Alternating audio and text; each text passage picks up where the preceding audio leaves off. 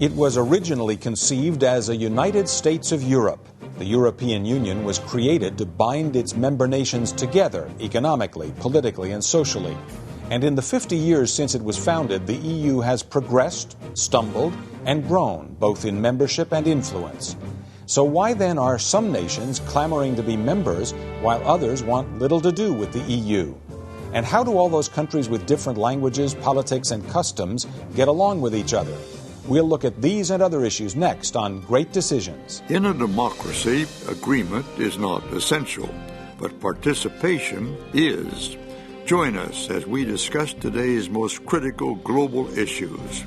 Join us for Great Decisions. Great Decisions is produced by the Foreign Policy Association, inspiring Americans to learn more about the world. Funding for Great Decisions is provided by the Star Foundation and U.S. Trust. In the wake of World War II, amid the devastation in Europe, there was desire among members of the fractured continent to establish institutions that would bind them together, to ensure peace and prosperity, mainly through economic stability. In 1957, with 6 members, the European Economic Community was born. For several decades, the EEC was primarily an economic forum, but eventually the organization would be renamed the European Union. And after the Cold War ended, the EU began thinking about a common foreign policy for Europe. In the 50 years since its founding, membership has grown to 27 member states. What the Europeans have been able to accomplish under the flag of the European Union, and before that the European Community, and before that the Steel and Coal Community, and so forth and so on, is unprecedented in history. In that time, we've witnessed the creation of a European Parliament, a European Common Market, more recently a single currency, the euro, which has outperformed the US dollar for the past 5 years. And now, taken as a whole, the European Union is the world's largest economy, boasting 35% of the world's GDP, ahead of the United States. This has given tremendous opportunity, but also tremendous security to Europeans, something they didn't enjoy in previous generations. But what does this phenomenal growth and economic power mean for the European people? The answer is complicated. It means different things to different people. In the U.S., no matter what state you live in, everyone pays bills with dollars. Everyone is equally bound by a single constitution with its common rights and responsibilities. And Americans are all held to the same federally regulated interest rates and other economic regulations. The European Union, on the other hand, operates more like a buffet, with member states free to adopt some EU institutions and practices while ignoring others. Take the euro, for example. The EU's common currency has only been adopted by 13 of the 27 member states. The interest rates of these 13 are all set by the European Central Bank, yet other EU members have pegged their own currency to the euro. There is also the case of the European Constitution. Just 16 member states have ratified it, while others have put it off, or in the case of France and the Netherlands, have rejected it outright. All of this means that the EU is still very much clearly under construction. What is the ultimate goal? Is it a United States of Europe, or a more loosely organized federation where members retain considerable autonomy? And in the meantime, who benefits most from these institutions? And why are outsiders like Turkey so eager to get in? European Union at 50. Next on Great Decisions.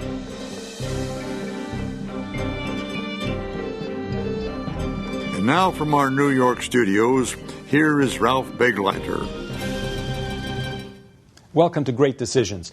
Joining us to help figure out the future of the European Union after its 50 years in existence are T.R. Reid, former Washington Post London bureau chief and author of The United States of Europe, the New Superpower and the End of American Supremacy, and Charles Kupchan, senior fellow for European Studies at the Council on Foreign Relations here in New York. Welcome to you both. Thank you. Tom, end of American supremacy? Is the European Union that kind of a threat to the United States? Well, I think economically the European Union is a threat. I mean, let's take a look at Microsoft. The U.S. Justice Department tried to get Microsoft to rewrite Windows and failed.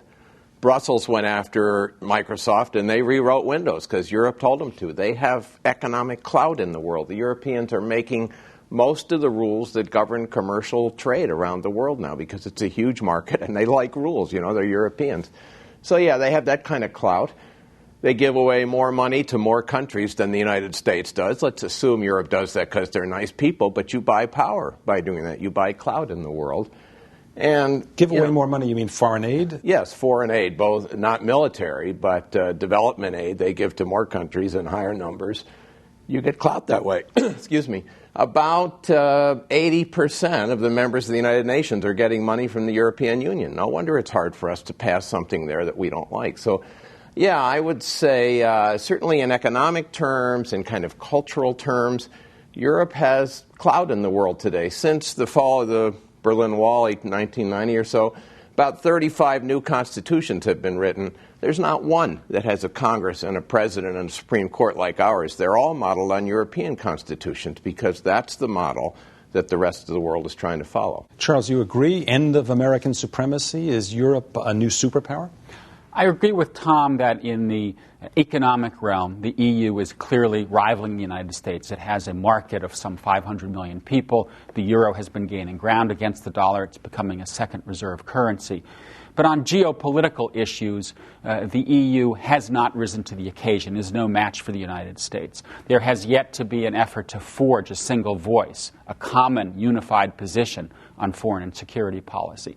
The separate members of the EU are not yet ready to merge how they procure weapons, how they deploy forces. And until that happens, EU will remain, I think, underperforming on the security front, clearly trying to get more engaged diplomatically, not there in terms of deployable force. Great Decision spoke with Strobe Talbot, who is the president of the Brookings Institution and a former Time magazine reporter. Let's listen to what he has to say.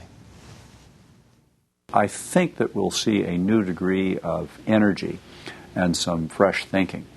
And I hope a reaffirmation of commitment both to the European project, making the most of the European Union, and also to the central importance of the transatlantic relationship. There is no contradiction whatsoever, or at least there shouldn't be any contradiction, between having a strong and increasingly stronger European Union and having strong ties to the United States.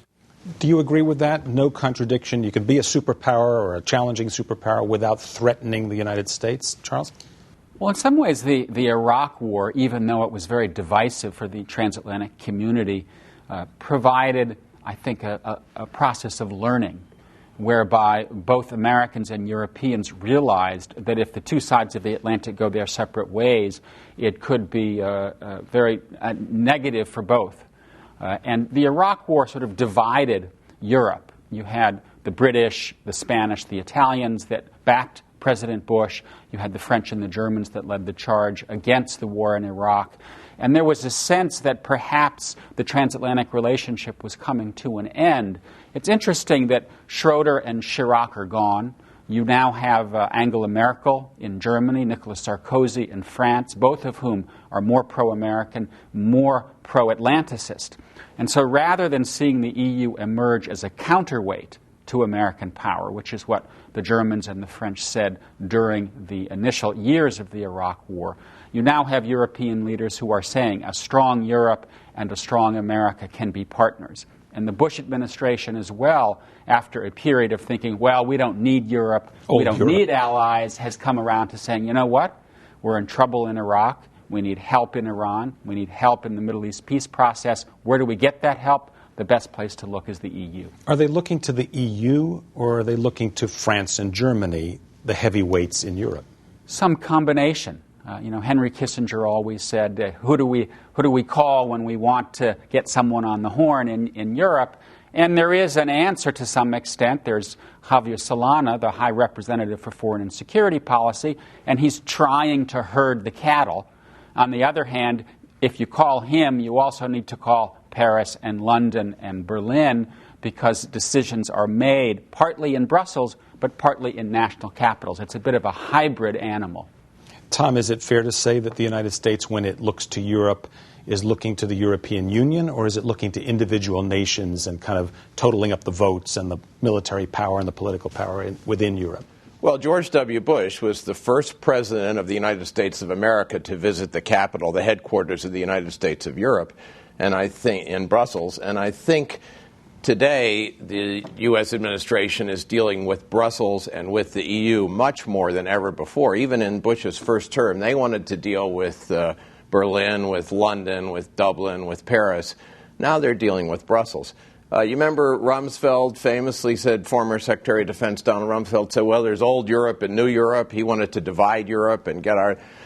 And the Europeans hated that. They didn't want to be divided by some American Secretary of Defense. And Secretary Rumsfeld went to Munich early in the second Bush administration. Somebody said, what's this about new Europe, old Europe? He said, well, you know, the guy who said that was the old Rumsfeld. Because now I think the U.S. is trying to deal with Europe as an entity. Isn't really the nub of being a superpower about military power and foreign policy power and not about economic power? Tom? Well, they're making a bet. I think the Europeans are making a very interesting gamble that they can be a superpower, a major force in the world without military power. If it takes military power, they won't do it because they're not in the military. They don't like it. They don't like the cost of it. But I think they're betting, yeah, they can be a political, economic, cultural force in the world without military power, and it'll be very interesting to see if that bet pays off. Great Decision spoke with General Wesley Clark, who was the NATO military commander for a while, about the question of whether the U.S. and European military forces have been cooperative with one another. Let's hear what he has to say. Well, basically, what we have now is we have a reaction force on the part of the European Union. We have a reaction force on the part of NATO. And then we have the national pools of forces, and many of these national pools support both the EU force and the NATO force. And people say they're training to common standards. The closer we can come to an integration of these capabilities, the stronger the transatlantic link will be, and the stronger we'll be. European forces are actually working with the United States and have, in a way, taken over some of the responsibilities of the U.S. in Afghanistan, for example. Charles, talk a little bit about that relationship, that military-to-military relationship. There was a theological debate in the 1990s, and it really ran up until the second term of the Bush administration about whether a strong EU and a strong NATO would be compatible. And the Clinton administration was sort of, don't rock the boat, invest money in the military, but don't go off on your own because that will undermine NATO. I think that debate is over. And there's a sense in Washington that the stronger the EU becomes militarily, the more it invests in being able to deploy forces alongside the United States, the better the relationship will be.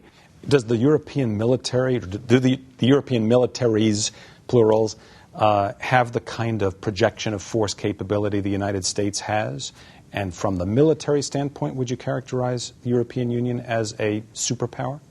Tom? They don't have long-range bombers. France has one of these aircraft carriers that can launch a jet plane with a catapult, but they've never gotten it out to sea. Britain says they're going to build two, but nobody's got those tools for projecting power like the United States does. I'm not sure they want them. Of course, two countries in the European Union have nuclear weapons, and that's certainly a force projection capability. Do you think the European Union will be ever given the power to politically control the use of those nuclear weapons? Not for a long time, because that's sort of the final redoubt of sovereignty. Are the French and the British going to perhaps merge their seats in the UN Security Council for an EU seat? Maybe. It's hard for me to imagine that they're going to give the right to push the button to Brussels. But, you know, we're seeing incremental steps. There's a European Defense Agency. In the effort to create a European constitution, it's no longer called a constitution, it's a reform treaty. More power is being given to the so-called foreign minister. He's going to have his own diplomatic staff. He'll have a greater budget. So little by little, the EU is trying to aggregate its power, not unlike the United States did in the 19th century. And I think it's important to keep in mind that processes of integration, forming new political units from separate entities, is always slow, it's always difficult, that the EU is 50 and still doesn't have a common army doesn't mean, in my mind, that it's a failure. It's just working gradually toward the end of becoming a more capable union. I was going to ask you the question about the UN Security Council seat. So you think that perhaps one day France and Britain will give up their seats on the UN at the Security Council and make it a EU seat. Tom, do you see that coming? Well, if you buy their rhetoric, they should. That's the logical result of this unifying Europe, but I can't see it myself. Politically, it seems unlikely. I bet you 30 years, 50 years from now, there's still 27 European embassies along Mass Avenue in Washington. I don't think they're going to come together. Logically, they should if you buy what they're saying, but I don't think they will. So I want to hear from a moment from Ambassador John Bruton, who's from Ireland but is the European Union's ambassador to the United States, on this question of unanimity in foreign policy and defense policy. That's really the nub of what you've both been talking about in the restriction as a military and political superpower. John Bruton. Now, unlike most areas of EU decision-making, where we can make decisions by a majority or a large majority vote, in the area of foreign policy, there must be unanimous agreement for any European foreign policy to be decided upon. And that can be obviously quite difficult, where you have to get 27 countries to agree, some of whom have different political traditions. But we're working very hard on it. We're working very hard in particular in the area of the Middle East. We're working very hard in the area of development assistance, helping poorer countries to develop. The biggest donor of development assistance in the entire world to the poorer parts of the world is the European Union. Tom Friedman, the New York Times columnist, once famously said that any political organization that needs an airplane hangar to meet in shouldn't be viewed as any kind of a strong political force. And the point Ambassador Bruton was just making is getting 27 people to agree on whether to push the nuclear button or whether to give up a seat at the United Nations or take any kind of military or defense kind of policy decision is a long way off. I think there are two different trends. One is that over the last 3, 4, 5 years, there has been a process of renationalization taking place in Europe. Power is going back to some extent to the national state. From Brussels to the individual capitals. And I think that's in part because of globalization. And there's a sense inside, especially those countries like Italy, France, and Germany that still have large state sectors that are fighting to preserve the welfare state. They're kind of pushing back, partly because of Muslim immigration, which is very controversial. The European states are not doing a good job of bringing in Muslims and bringing them into the social mainstream. But at the same time, I think you're seeing Europe move to a model of decision-making, particularly on the issues you're talking about, hard power, of going towards small groups, 4, 5, 6 countries getting together and moving more quickly than the Union as a whole. So, for example, if you say, who's been negotiating with Iran on its nuclear program, it's the EU3, the big powers, plus Javier Solana. If you say, who's been dealing with the Balkans, it's the contact group, a small number of countries. So I think that even as we see the EU get bigger and more sort of renationalized, you will also see a pattern of small groups coming together precisely because they know that it's difficult to get a consensus with the EU as a whole. Tom, did you want to comment on that? I don't buy that because I think Europe has come so much further than anybody would have dreamed back in 1957 when they signed the Treaty of Rome. If I'd been reporting that and I said this is going to lead to one Europe where you can travel from the Med to the Arctic Circle without ever seeing a border guard and without ever changing currency, they would have said I was nuts. Now that's standard. Everybody just takes it for granted. So I think this Europe is here to stay. I think it's worked for most Europeans, and they're going to stick with it. But, Tom, you can't travel from the Mediterranean in Turkey to the Baltic or to the North Atlantic without seeing a border guard, and that pertains to Charles's point about Muslim immigration. Let's talk about that a little bit. Sure. Turkey's trying to get into the EU and been trying for a long, long time.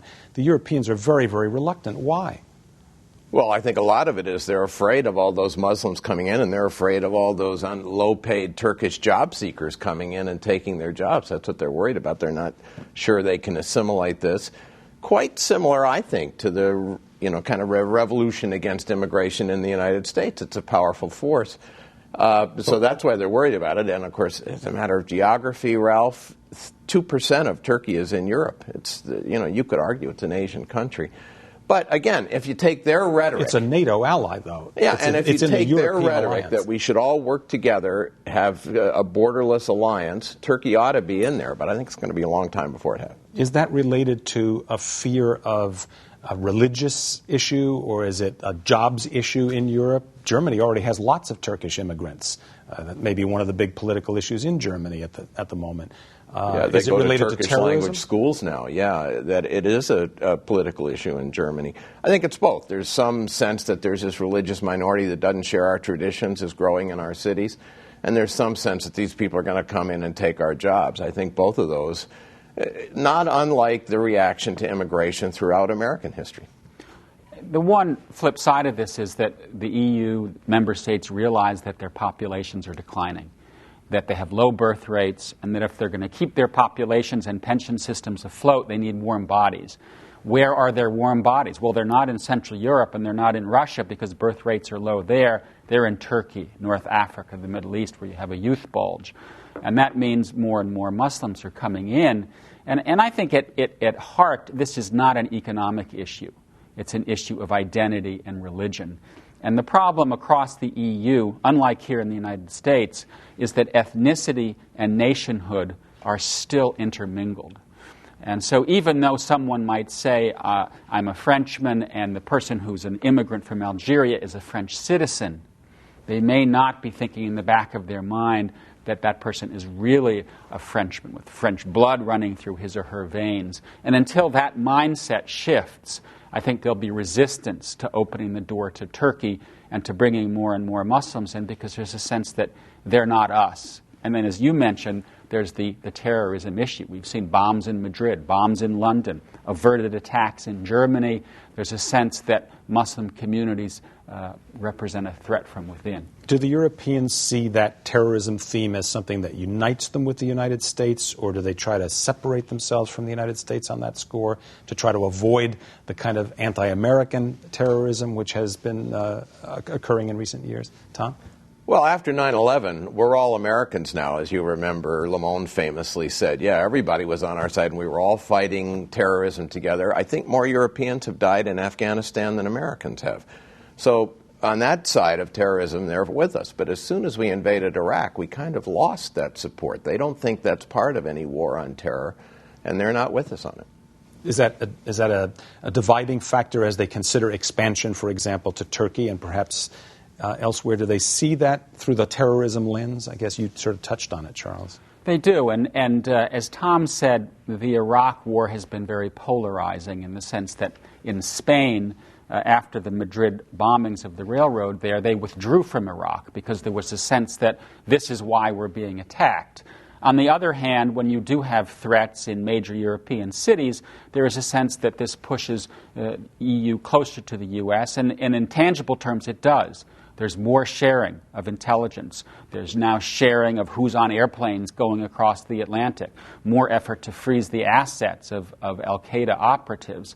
But yes, there's no question that this does create a vicious cycle. The dominant populations say, look, these Muslims, they represent a threat. They're extremists. That creates alienation within the Muslim communities in Europe, and then it's a self-reinforcing cycle. I want to turn in the last moments of our program to a kind of cultural issue and just hear you briefly on this subject.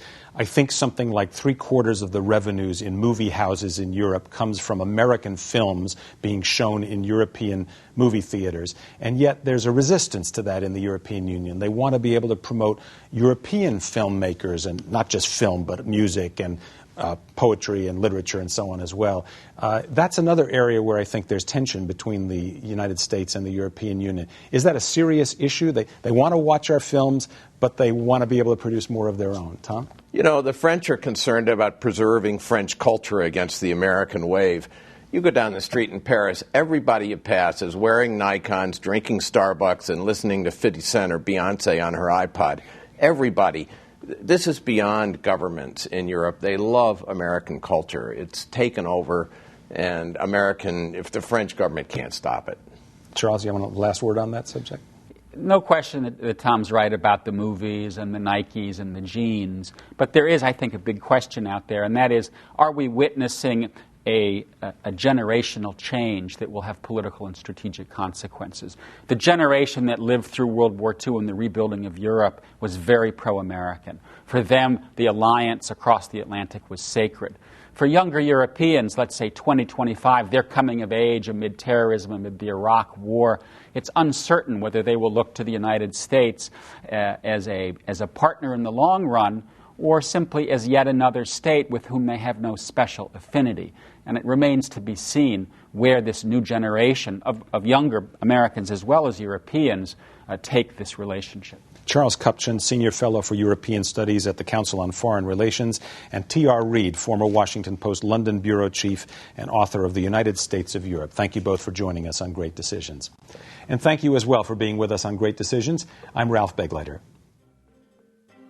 To learn more about topics discussed on Great Decisions, visit our website at www.greatdecisions.org. To order a copy of the Great Decisions Briefing Book, a DVD set of this series, or to join a Great Decisions discussion group in your area, contact the Foreign Policy Association.